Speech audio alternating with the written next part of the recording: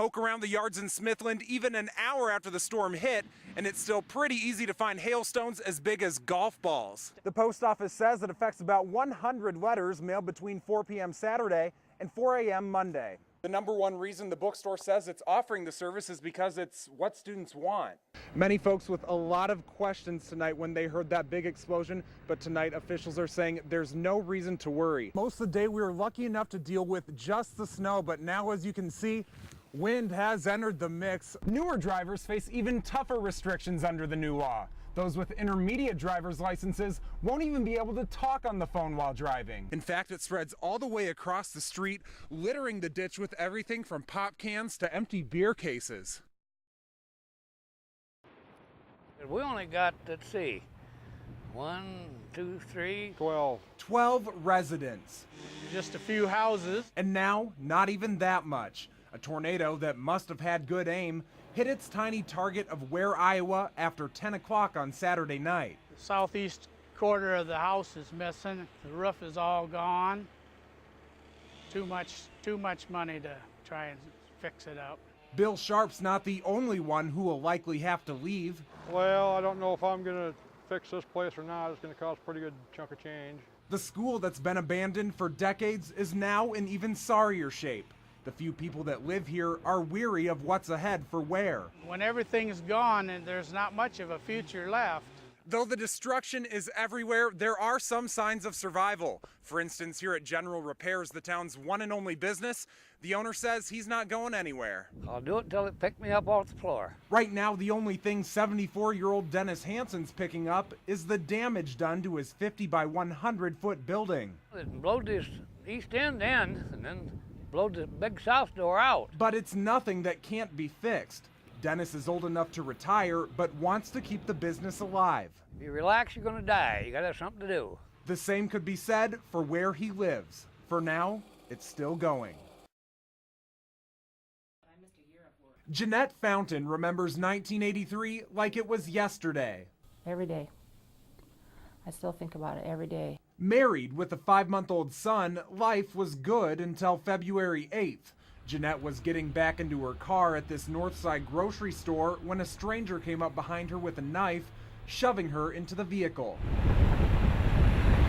So we start driving and we start going up 27th Street going towards Hamilton, and I kept saying, "Where are you going? Where are you taking me?" They ended up on Talbot Road near Stone State Park, where she was forced out of the car. I just looked back at him, and he has that knife up like this, and he just was slamming, go to slam it down. But I think since I just turned to look at him, he just kind of got me right here. Badly bleeding, Jeanette got away and made it to the hospital. They said, "We can't help her. She's bled out. There's nothing we can do." But she survived. The young man responsible for the attack, 17-year-old William Barbie, has been behind bars for nearly 30 years.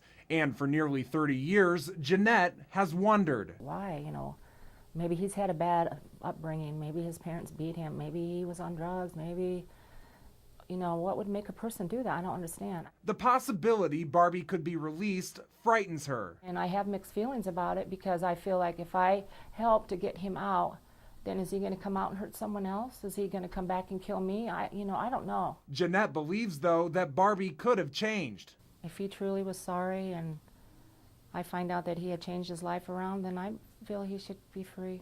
It's a heavy thought in a life that's been filled with plenty of others. It's hard to forgive him, but I forgive him. I really do. I just hope to God that he's better. Poke around the yards in Smithland even an hour after the storm hit, and it's still pretty easy to find hailstones as big as golf balls. And about tennis ball size hail, actually. The Ronfelds were just settled down for dinner and watching the weather. I was eating a taco because Dad fixes tacos, and then all of a sudden I heard hail. Big pieces of ice. But when 6-year-old Abby looked out the window, she had to think twice. What'd you think it was? Snow. It would be easy for anyone to make that mistake with hail like this settled in between blades of grass. A lot of hail, about 15 minutes worth. But a quick inspection around the house miraculously shows no major damage. What were you thinking when you heard that coming down? Well, I just kind of thought, well, there goes my roof. All across town, almost everyone now has a collection of their own mementos from this spring storm. It sounded like tons of rocks were falling out of the sky and hitting our roof. I thought Caden dropped something upstairs. Have you ever seen anything like this before? No. Just a little excitement on a Thursday night in Smithland, Iowa. Zach Tecklenburg, KTIV, News Channel 4. Jean Osman is 45 years old. She's a wife, a mother of 3. Pretty muddy, bud. I know. All right. And she's in the fight of her life. Actually, I found out on February 14th, so not how I wanted to spend Valentine's Day. Jean has breast cancer.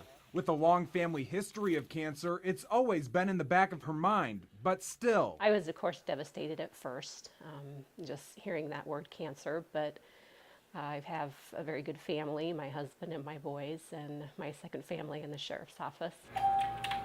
The communications center at the Buena Vista County Sheriff's Office has been pretty busy the past few months. At any one time, 10 to 15 officers calling on the radio. You have 15 different phone lines ringing. Jean works here as a dispatcher. Communications center, may I help you? They're the kinds of people that are used to crisis, but this is different. We're a small agency, so